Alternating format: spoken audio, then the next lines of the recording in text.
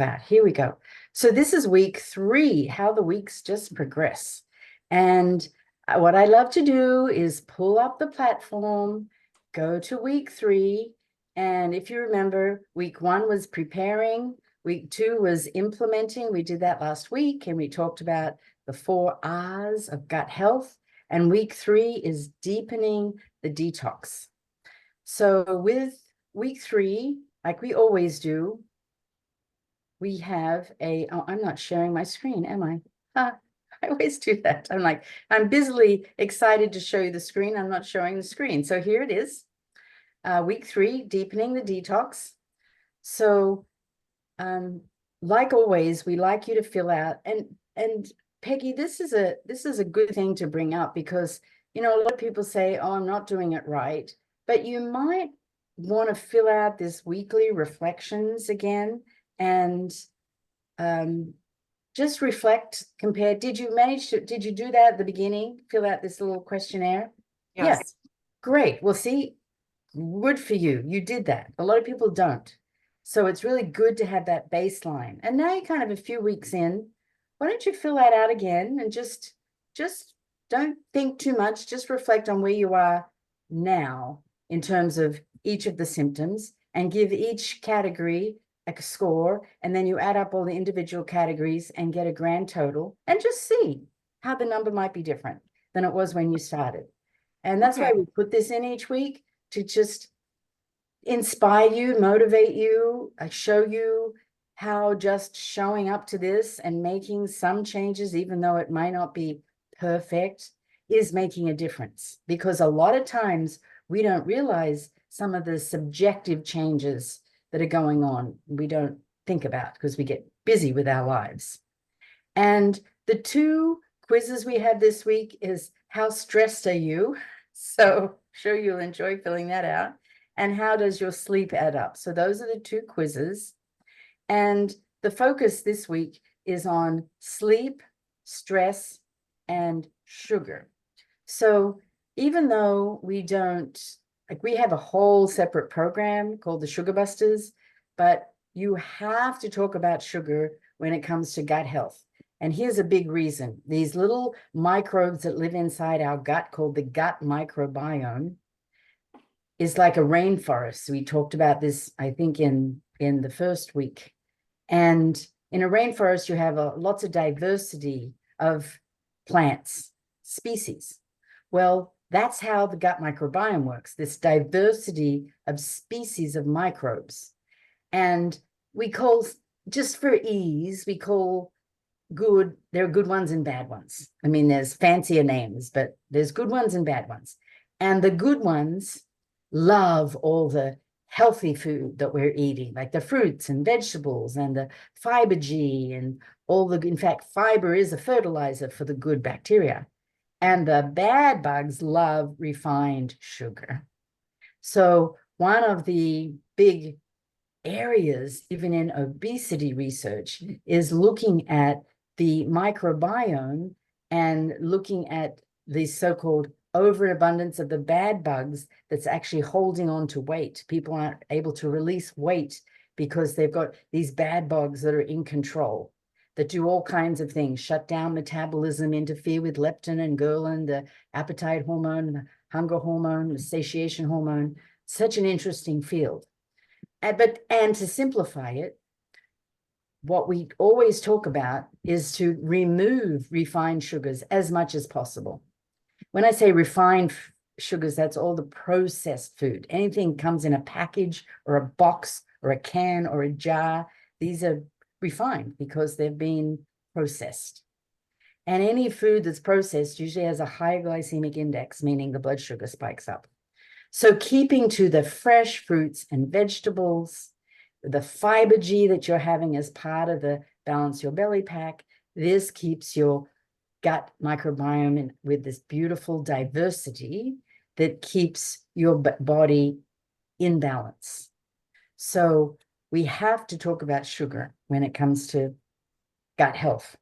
And in the video that you have here, of course, like every module has a video, and this video, we talk about this. I love how Deb has this slide looking at the areas of addiction that light up in the brain for opioids is the same area that is for sugar. So sugar really is an addictive substance. So we talk a little bit about sugar. We talk about how to create endorphins naturally, because often when we are driving to have sugar, it is either an emotional response, we're trying to overcome feelings that get out of control. So to balance, I often call it natural Prozac. We have all kinds of ways to balance our neurochemistry to help keep those cravings at bay. So we go through that in the video.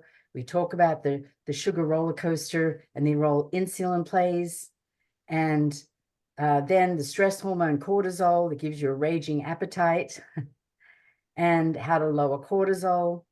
And then we talk about sleep.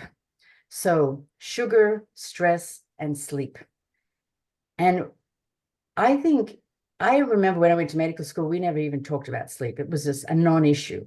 And now sleep comes into every area of medicine, because sleep deprivation leads to increased cortisol, the stress hormone, and increased cortisol leads to all kinds of damaging effects on the body. So talking about sleep is such an important area. So we have all kinds of a good little presentation there, even with my little koala bear, to talk about ways to optimize sleep. So this week is all about sugar, stress, and sleep. And we have our fabulous Carol that, yes, has a tapping demonstration, otherwise called emotional freedom. Actually, why don't you chat, Carol, about how this fits into this topic we're talking about? Right. I use tapping a lot to manage my stress level because I'm a energizer bunny and I need to kind of calm it down a little bit. But when I think about this technique, the reason I like it so well is that it's easy to do, and I can actually get a benefit right away. I might do it for about 5 minutes, and when I'm done, I feel this just relaxation flow through my body, which is chi. And so it works quickly, which is what I like. I want to be fixed fast, and I can manage. Like, for instance, if I have a headache, and I have a tendency, because I get so wired up, that I produce a headache, and I know I can bring it down without having to take a drug. I just take some time, and there's part of it is taking time out, of course, but actually doing the tapping on those acupressure points in the upper body. And it just brings me relief. And the other thing it does for me is shows me that I have control over my body. I'm in charge. And I think that's one of those things that is important for us to wrestle with is, yes, we do have control. And there are techniques that can actually help you feel better. And so for me, it works mainly for stress, but just in general, just to have that good feeling in general is worth gold to me. And also calms the gut. Yeah. I mean, it is designed to bring the cortisol level down. I think it's like 45% or something like that. And since the gut is the second brain, it's responsive. Every stress we have, even though we mightn't think about it, it is felt by the gut. And we even have terms like, oh, I have an ache in my gut, or I have butterflies in my stomach. I mean, we even have metaphors that speak to the gut's response to life. So I love that we're bringing this topic in to gut health, because stress has a very damaging effect. And think about the whole gut has a smooth muscle lining, and smooth muscle expands and contracts. So when you're under stress, it's normal to kind of shrug up your shoulders or hold your body tight. And you realize that on the outside, and we have a massage externally, but it's also happening internally, this contraction of the smooth muscle of the gut. And I mean, that could be irritable bowel. It could be, you could suffer from constipation because the peristalsis, that beautiful functioning wave motion of the gut to help eliminate waste is tightened because of stress. So it doesn't get a lot of discussion, but it's such an important topic for overall gut health. So I highly encourage you to have a look at that. A very simple technique, the emotional freedom technique. And Carol is just a master at it. And once you learn the technique, I mean, you could be sitting anywhere and you could be tapping. And these are actually acupressure points, right, Carol? So you're tapping in very specific areas of the body. Yeah. Mm-hmm. So thank you for your contribution to the program.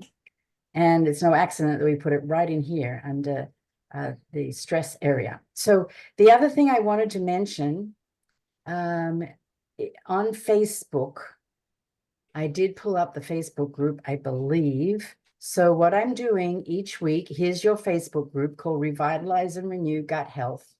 So I realized that there was not a guide section. So for a private Facebook group, you can set settings a certain way. So I've set the settings so there are these guides, because it's sometimes hard to find things on Facebook groups. So if you go to guides, this is where I have put all of the recordings of these weekly sessions in case you want to go back. Because remember, we said, yes, this is 4 weeks, but it's really a lifestyle. And you might listen to the end of this program. You might go and listen to our week 1 getting started and pick up something that you didn't hear. And it might deepen your journey, because with any journey, there's not really there's a beginning because you began this program, but it's ever evolving. And this is how you stay connected to the ongoing lifestyle. So all the actual program, of course, is not in this Facebook group, but this is where you'll find the guides. And you can also go to the file section. And this is where you can look back, because this group has been going a long time, maybe 10 years. Yeah, look at that. More than 2020, 2015. Yeah, 10 years, 10 years. So you can look at some recipes, and instead of having to look in the Facebook group, you can look here: stuffed bell peppers, beaten cashew dip. So meal planning update. So there's lots of things there for you to explore, because we need to just mix things up a lot. And even though your recipe book is very extensive, the one you've got now, you might want to look at what some of the other participants have shared at other times of recipes they've done. So I'm going to stop sharing here. And so your homework is to do the assessment again. It's time. This is week 3. Do the assessment, see the difference, reach out to your coach and talk to them about what you noticed about that. There's no right and wrong, good or bad. There's just a observation. That's what I love about coaching. There's no shame in any of this. This is a journey of discovery. And wherever you are right now is exactly where you are.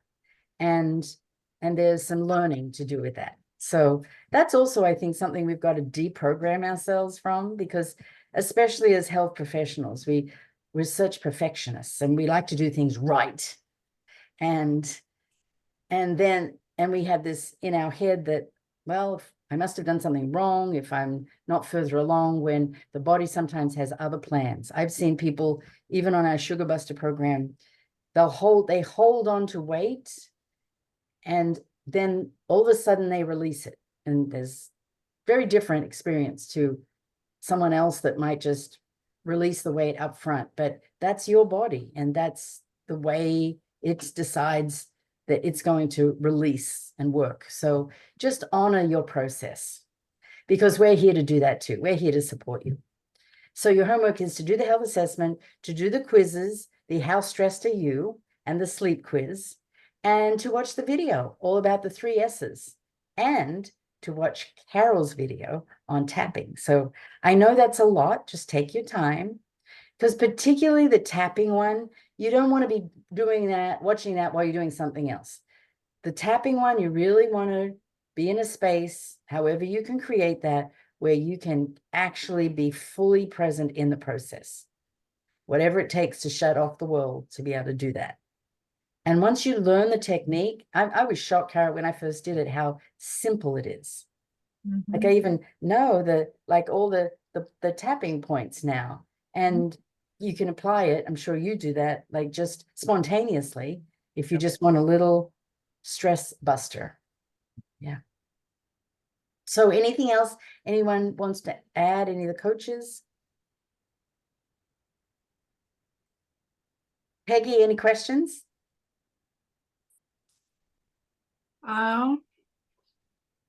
I thought I did listen to the presentation last night, and that was pretty informative, enlightening for some of my challenges with weight loss, the cortisol, holding on to the weight, and the stress involved, and just been in stress for a long time. So I think there's a big